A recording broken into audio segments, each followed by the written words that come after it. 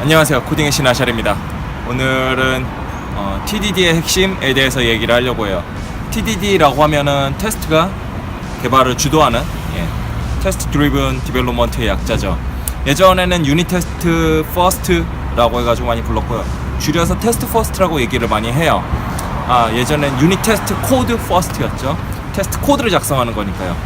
테스트를 먼저 한다라고 하면 되게 말이 이상한데, 그 중에 핵심 중에 하나는 테스트를 수동으로 하는 게 아니라 자동으로 돌아가는 코드로 만든다라는 거고요. 이게 첫 번째. 두 번째로는 이게 유닛 테스트라는 거예요. 유닛 테스팅 같은 경우에는 우리가 만든 코드가 올바르게 작동하는지를 보는 게 가장 첫 번째고요. 이거는 우리가 TDD를 하는 게 굉장히 어렵지 않다라는 걸 뜻하죠.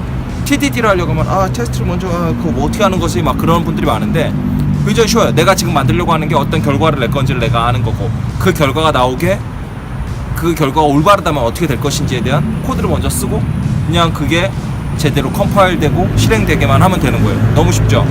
이거 어려워하는 이유는 사실 제가 보기엔 단순해요. 내가 지금 뭐를 만드는지를 구체적으로 표현하는 능력이 부족하기 때문이에요. 가끔 그런 경우가 있어요. 뭘 만들려고 할 때 어떻게 하지? 하다 보면 되겠지. 막 하다가 보니까 그런 결과가 나와요. 괜찮아요. 이렇게 해서 우리는 배우는 경우가 굉장히 많은데, 문제는 내가 실전에서 어떤 일을 하려고 할 때도 항상 그런 식으로 하면 좀 문제가 된다는 거죠. 테스트 드리븐 디벨롭먼트, XP, 에자일 진영에서 많이 얘기하는데, 이쪽에서도 모든 걸 테스트를 먼저 쓰진 않아요.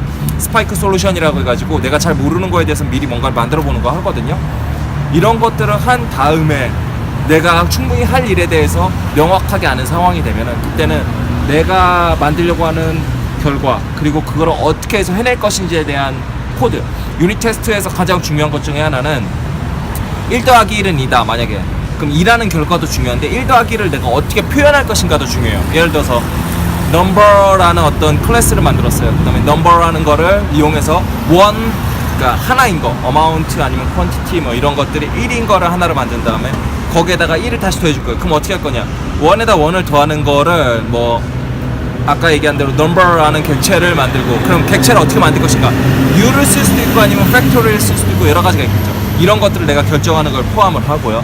이렇게 결정된 걸 이용해서 add라는 걸 쓸 건지 plus라는 걸 쓸 건지, 아니면 또 다른 operation 아니면 number operator라는 어떤 계산안 아니면 calculator 같은 걸 만들어서 쓸 건지, 이런 객체들 간의 관계도 내가 결정을 하게 되는 거죠. 이렇게 해서 결정한 걸 이용해서 숫자 2라는 걸 결국 낼 것이다. 숫자 2도 우리는 어떻게 해서 알게 될 것이냐, 이런 것들도 있죠. 예를 들어서 달러 같은 게 대표적인데요. 켄트백의 테스트 주도 개발, 그러니까 TDD by example 같은 경우에는 달러라는 객체를 만들죠. 그래서 넘버는 그 프리모티브 타입이라서 내가 딱히 객체로 만들지 않아도 유사하게 어떤 처리가 가능하니까요. 내가 실수를 해도 실수했는지 잘 알기가 어렵죠. 하지만 달러 같은 경우는 그런 것들을 좀 더 명확히 알 수가 있죠. 그래서 이런 거를 만드는데요. 마찬가지로 우리가 TDD를 할 때는 첫 번째로 염두에 둬야 되는 거는 결과가 어떻게 나올 것이냐, 내가 어떤 처리를 하면 어떤 게 나올 것이다, 어떤 처리를 의미하는 부분도 명확하게 코드로 나타내는 거. 그냥 TDD 어떤 예제들을 보면 이거 쉽네 한다는 분들도 웹 개발 같은 거 하면 굉장히 어려워하는 경우가 많은데요. 이건 사실 단순해요. 웹에 만약에 어떤 특정 페이지를 가면 어떻게 된다, 그거를 우리가 충분하게 이해를 하는 게 중요하죠. 예를 들어서 get이라는 어떤 HTTP는 메서드가 여러 가지가 있잖아요. get이라는 메서드를 이용해서 패스를 넣죠. 우리가 어떤 특정 URL을 이용해서, 그러면은 루트가 있다, 그러면 그 루트에 대해서 get을 했을 때 우리는 HTTP 스테이터스 코드가 예를 들어서 200이 나온다, 이런 것도 우리가 알아야겠죠. 200이 나온 데서 끝나는 게 아니라 그 페이지를 가면 우리가 웰컴이라는 게 나올 건지, HTML을 봤을 때 웰컴이라는 게 포함되어 있으면 되는 거죠. 그런 것들 표현해 주는 거예요. 만약에 내가 로그인을 안 한 상태면은 로그인 버튼이 보일 것이고, 로그인을 한 후에는 반갑습니다 누구님이 나올 것이고, 우리가 명확하게 알 수 있는 것들이 있어요. 이거를 암시적으로만 우리는 알고 있단 말이에요. 당연히 그렇게 되겠지. 그게 아니라 정확하게 쓰는 거예요. 그걸 써놓으면은 언젠가는 그게 잘못되는 순간에 너가 이거를 잘못했어라는 걸 알 수가 있죠. 대표적으로 우리가 권한 처리 문제 같은 게 있는데, 관리자가 아닌데 특정 페이지를 접근했는데 어드민 페이지를 접근했는데 보게 된다, 이런 명백한 오류죠. 이걸 알 수 있는 거는 그냥 단순해요.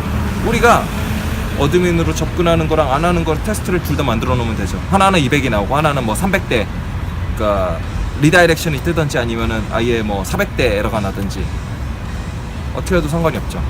뭐든지 간에 그런 처리들을 각 모든 처리를 할 때마다 하이 준다면은 보안 문제도 굉장히 많이 강화가 될 것이고, 또 예기치 않은 문제들을 잡을 때 굉장히 크게 도움이 되겠죠. 특히 내가 버그를 수정한다고 할 때 버그가 수정된지 어떻게 할까요? 버그를 재현하는, 그러니까 통과하지 못하는 테스트를 하나를 만들고 그거 통과시키면 끝인 거죠.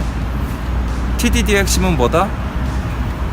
결과를 우리가 명확하게 알고 적어놓고, 그리고 그 결과를 내는 과정을 명확하게 알고 적고, 이것들은 하나의 어떤 스펙을 의미하는 거죠. 내가 이러이러한 과정을 거치면 이런 결과가 나온다. 이 스펙을 문서로만 쓰는 게 아니라 코드에다 적는 거, 이게 바로 TDD의 전부라고 할 수 있죠. 그러면은 다음에는 더 재밌는 영상으로 다시 찾아뵙죠.